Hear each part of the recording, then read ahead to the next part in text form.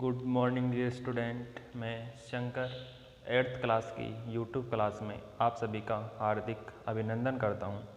हम पढ़ रहे थे एक्सरसाइज 3.1 जिसमें हमने पिछली क्लास में 7 क्वेश्चन कर लिए थे और साथ में हमारे पास 2 पार्ट थे जिसमें से हमने ए तो कर लिया था पिछली क्लास में।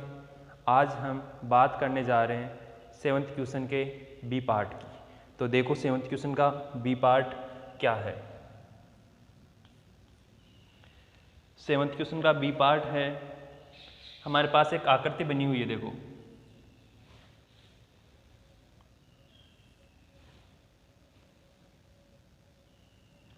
इस प्रकार से हमारे पास एक आकृति बनी हुई है।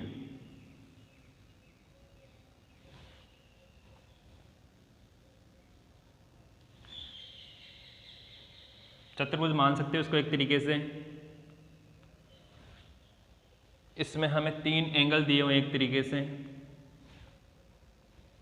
ये वाला 60 डिग्री है, ये वाला Z है, यहाँ W दिया हुआ है, यहाँ हमें Y दिया हुआ है और यहाँ नीचे की साइड हमें अक्ष दिया हुआ है।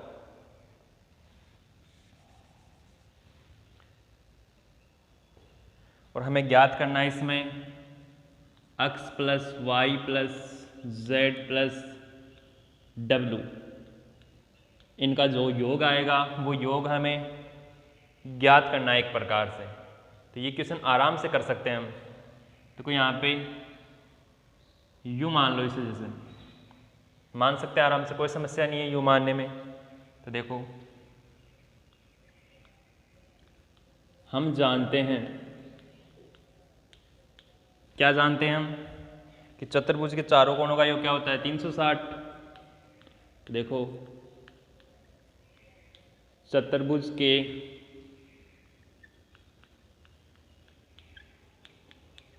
चारों कोणों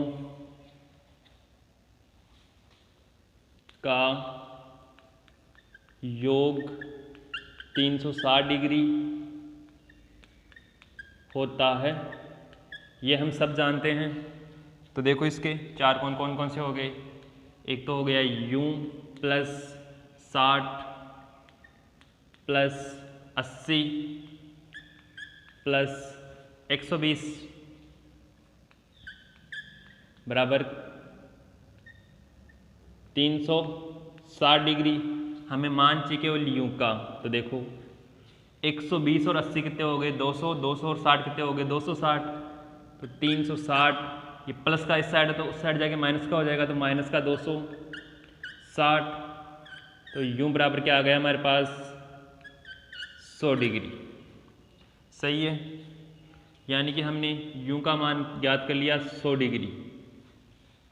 अब हमने पिछली क्लास में पढ़ा था, आराम से मैंने बताया भी था कि एक रेखा पे बनने वाले कोणों का योग होता है ना, वो हमारे पास कितना होता है 180 डिग्री होता है एक तरीके से। तो देखो ये इधर वाला अगर 60 है तो z का मान क्या आ जाएगा हमारे पास 120 डिग्री, क्योंकि 120 और 60 को जब प्लस करोगे ना तब हमारे पास क्या आएगा 180।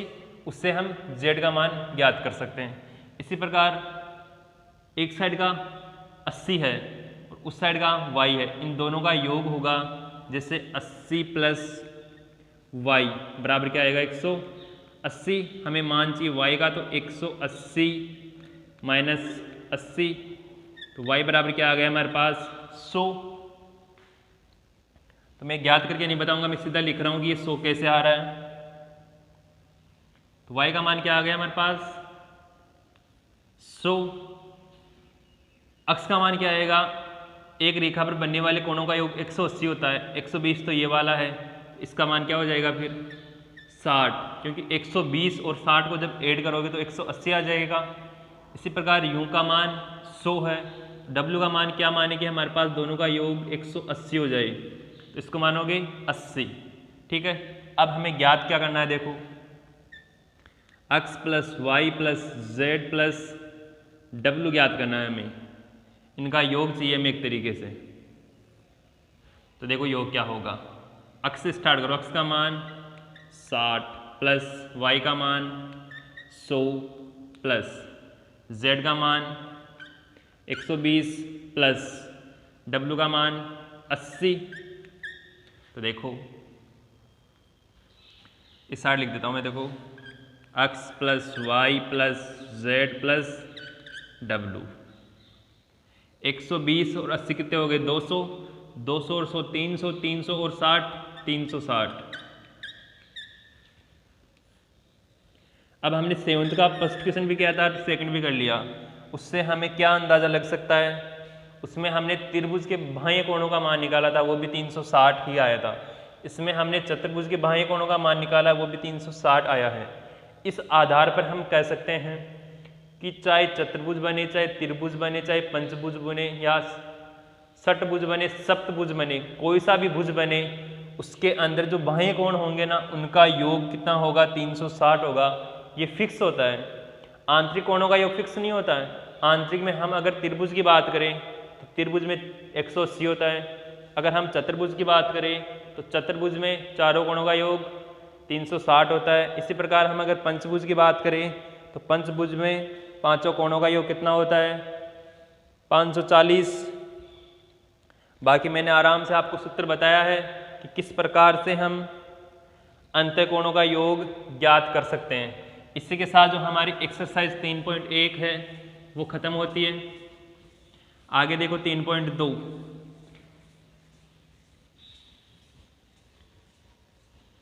क्वेश्चन अच्छे हैं, समझते हुए चलना, कोई समस्या नहीं आएगी।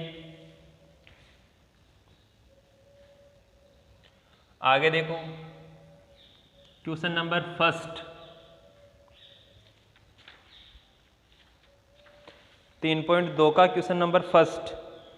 क्वेश्चन नंबर फर्स्ट है निम्नलिखित आकृतियों में अक्ष का मान ज्ञात कीजिए। तो देखो हमारे पास ऐसी आकृति बनी हुई है, इसके अंदर इस भुजा को आगे बढ़ाया गया है, इसको इस साइड बढ़ाया गया है, इसको इस साइड बढ़ाया गया है। इसका मान है अक्ष, इसका मान है 125 और इसका भी मान है 125। हमें मान ज्ञात करना है अक्ष का। तो देखो हम जानते हैं ये इसका फर्स्ट यानी कि इसका ए है। हम क्या जानते हैं? देखो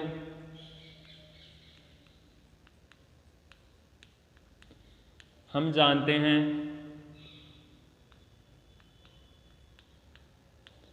एक रेखा पर बनने वाले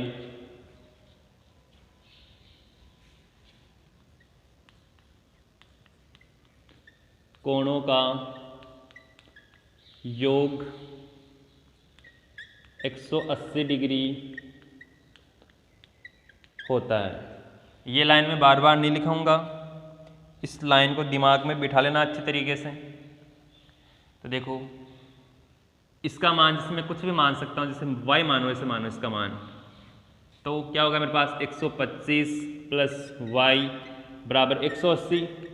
क्योंकि ये लाइन लिखी है मैंने कि एक लाइन पर या एक रेखा पर बनने वाले कोणों का योग 180 होता है। तो मेरे को y का मान चाहिए। तो देखो 180 माइनस 125। अब माइनस करना तो सभी को आता है आराम से।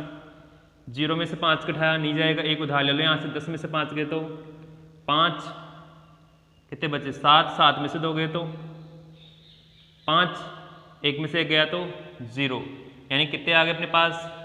55 आ गए एक तरीके से। तो y का मान क्या हो गया यहाँ पे? 55। इसी प्रकार इसको मैं मान सकता हूँ, जैसे अक्ष y हो गया, इसको z मान लेते हैं। देखो z का मान भी क्या आएगा? 55 ही आएगा। अब 55 ही क्यों आएगा? क्योंकि इसके बाहर वाले कोण का मान 125 है। 125 और 55 का योग क्या हो जाएगा? 180 हो जाएगा। कोई समस्या नहीं है। अब ये मान ज्ञात करना कैसे, मैं ये मिटा रहा हूँ क्योंकि अपने समझ में आ चुका है ये। अब हमें ज्ञात करना है अक्ष। तो देखो एक चीज और जानते हैं हम, क्या जानते हैं? बाह्य कोण का मान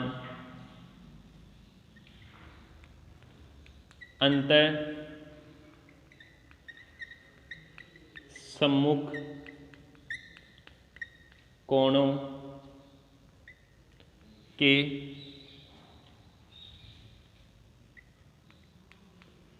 बराबर होता है। त्रिभुज में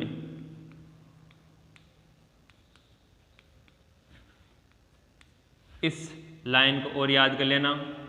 ये लाइन तो हमने पहले भी पढ़ी है, ये लाइन हम फर्स्ट बार पढ़ रहे हैं। इसे मानो क्या बोल रहा हूं मैं, त्रिभुज में बाह्य कोण का मान, जैसे ये बाह्य कोण है, इसका मान अंतः सम्मुख कोणों के, अब इसके अंतः कोण ये हो गया, इसके सम्मुख कोण कौन से हो गए, एक तो इसके सामने का कोण ये है और एक इसके सामने का कोण ये है।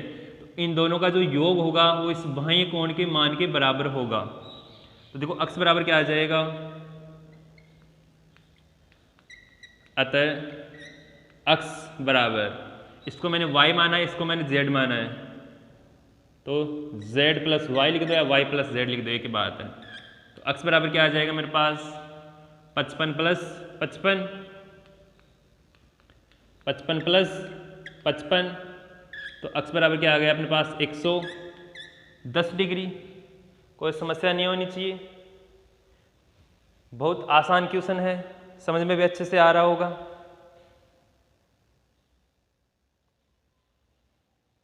आगे देखो, इसको मैं मिटा रहा हूं। ये था हमारे फर्स्ट का ए था, अभी हमें सेकंड और करना है इसका।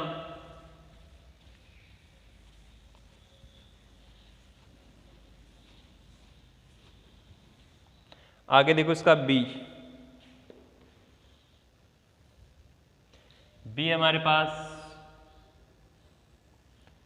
इस प्रकार से आकृति बनी हुई है, फर्स्ट का बी।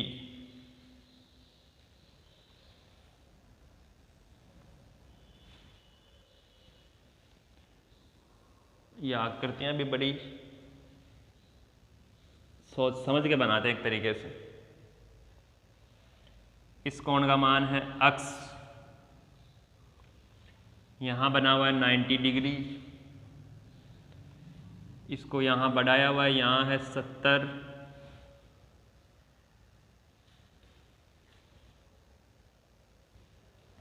यहां भी ये 90 डिग्री बता रखा है, और यहां है 60 डिग्री। तो हमें देखो अक्स का मान ज्ञात करना है, एक्स का मान ज्ञात करना है। तो देखो इसका मान 90 हो गया। एक रेखा भी बनने वाले कोणों का योग होता है 180, इसका 90 है तो अंदर वाले का भी 90 हो जाएगा आराम से, कोई समस्या नहीं है। इसका देखो अक्स तो इसको मान रखा है, इसको मैं y मानता हूं, 70 प्लस वाई बराबर 180, तो y का मान क्या आ जाएगा मेरे पास 110, इसको z मान लो चाहे, z बराबर z प्लस 60 बराबर 180 आएगा, z का मान क्या आ जाएगा 180 माइनस 60 यानी कि 120। अब हमें ज्ञात करना है अक्स का मान, ठीक है। तो इसको भी मानो कुछ यूं मानते हैं जैसे इसको। अब एक बार काउंट करो, इसमें 4 भुजाएं, ये 5 भुजाएं, क्योंकि अगर 4 भुजाएं होगी तो अंतः कोणों का योग क्या होगा 360 होगा। अगर 4 से ज़्यादा हो गई तो कोणों का मान अलग होगा। देखो 1 2 3 4 5 है, तो देखो पंचभुज के अंतः कोणों का योग, पंचभुज के अंतः कोणों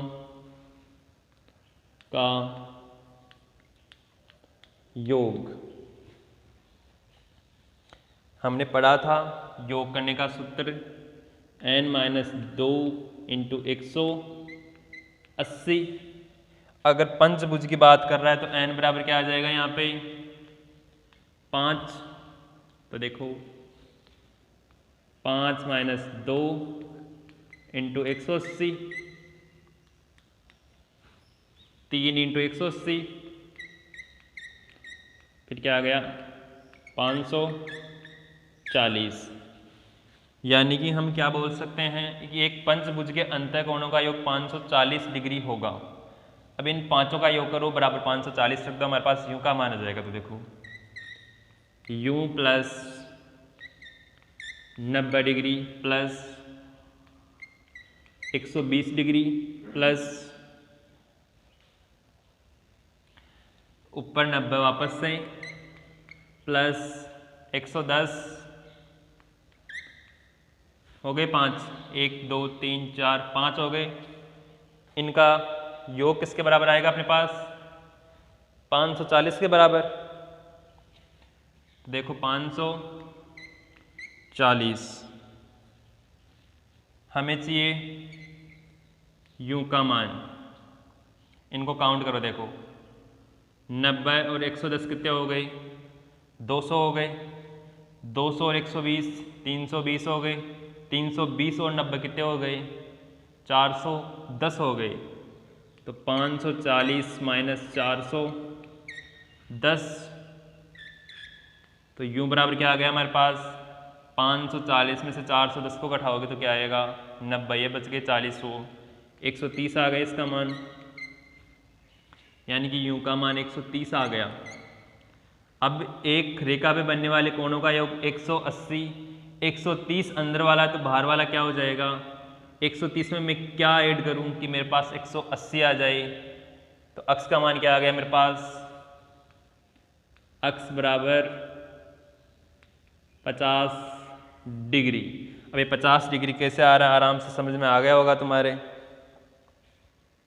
क्योंकि मैंने अच्छी तरीके से समझाने की कोशिश की है कि तुम्हारे समझ में आ जाए कि ये 50 डिग्री कैसे आ रहा है। अगर मैं पूरी चीज़ें लिखूंगा तब भी दिक्कत आएगी। पूरी चीज़ें लिखना देखो ज़्यादा आवश्यक भी नहीं होता, एक तरीके से केवल हमारी समझ में आना चाहिए। बाकी तो मैं इस क्वेश्चन को बहुत बड़ा भी करवा सकता हूँ, बहुत छोटा भी करवा सकता हूँ। तो हमें तो केवल क्वेश्चन को समझना है, ना ज़्यादा बड़ा हो ना ज़्यादा छोटा हो क्वेश्चन। आगे देखो क्वेश्चन नंबर 2।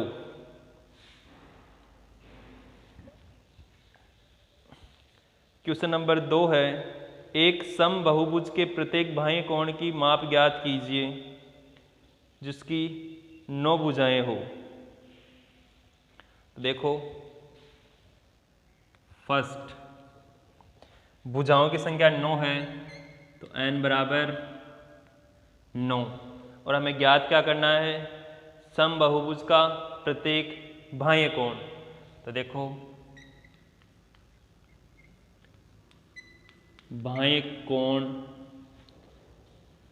बराबर होता है 360 बटा n। अब कहीं हमें क्या करेगा? बाह्य कोण का मान देगा और भुजाएं पूछेगा कि इसमें कितनी भुजाएं होगी। तो इस फॉर्मूले को एक तरीके से याद रख सकते हो, कोई बड़ी बात नहीं है। और वैसे हमने अभी पढ़ा था, देखो पिछले क्वेश्चन में याद हो तो तुम्हारे को, कि एक बहुभुज होता है, चाहे त्रिभुज हो, चाहे चतुर्भुज हो, चाहे पंचभुज हो, उसके जो बाह्य कोण बनेंगे ना उनका योग 360 होता है। ठीक है। अब ये सम बहुभुज है, यानी कि इसकी सभी भुजाएं समान है, तो बाहर के जितने भी एंगल बनेंगे ना वो सभी समान बनेंगे, अंदर के भी समान ही बनेंगे, क्योंकि सम बहुभुज का मतलब होता है अंदर और बाहर के कोण समान होते हैं, तभी उनकी भुजाएं बराबर होती है। तो इसमें अगर मैं 9 का भाग दूंगा तो मेरे पास 9 अलग अलग एंगल आ जाएगी जिनका योग कितना होगा? 360 होगा। तो देखो बाएं कोण बराबर 360 बटा 9, तो 9 चौक क्या आ गया? 36, तो 40 डिग्री। ये हमारा क्या आ गया? आंसर आ गया। आगे सेकंड इसका कि 15 भुजाएं हो।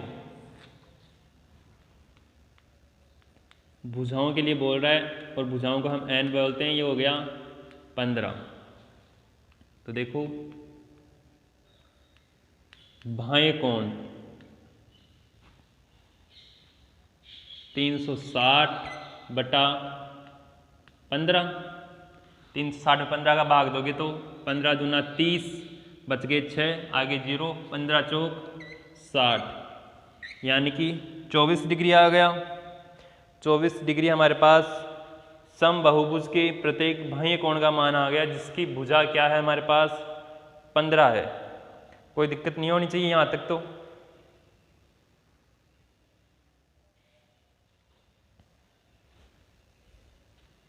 देखो एक क्वेश्चन और करवा देता हूं, बाकी हम नेक्स्ट क्लास में करेंगे फिर।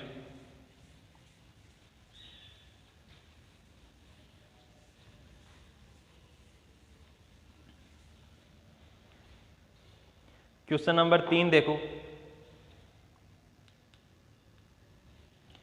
क्वेश्चन नंबर 3 है, एक समबाहुभुज की कितनी भुजाएं होगी यदि एक बाह्य कोण की माप 24 डिग्री हो। अभी मैंने बोला था वही क्वेश्चन आ गया एक तरीके से। बाह्य कोण बोल रहा है हमारे पास 24 डिग्री, और जो भुजाओं की संख्या होती है ना, यानी कि n, ये हमें ज्ञात करनी है। तो हमने अभी पढ़ा था क्या, बाह्य कोण बराबर 360/n। यहाँ हमें n का मान ज्ञात करना है, तो n बराबर 360 बटा बाह्य कोण। तो देखो n बराबर 360 बटा बाह्य कोण का मान क्या है 24, तो n बराबर 24 एकम 24, 6 यहाँ बच गए, 6 उधर बच गए, 12 बच गए, 0, 24 पंजे 120। तो n का मान क्या आ गया 15 आ गया। तो देखो क्वेश्चन को घुमा के भी पूछ सकता है, ऐसे नहीं कि जैसे पढ़ रहे हैं उसी को वैसे ही रट लें। हमें रटना नहीं है क्वेश्चन को, हमें क्वेश्चन को समझना एक प्रकार से अच्छी तरीके से, ताकि कोई दिक्कत नहीं आए हमारे। अगर हम समझेंगे नहीं, रटेंगे ना, क्वेश्चन में थोड़ा सा भी घुमा दिया ना उसने, बाह्य कोण की जगह भुजा पूछ लिया, तो वहाँ दिक्कत आ जाएगी फिर कि ये कैसे निकाल रहा है।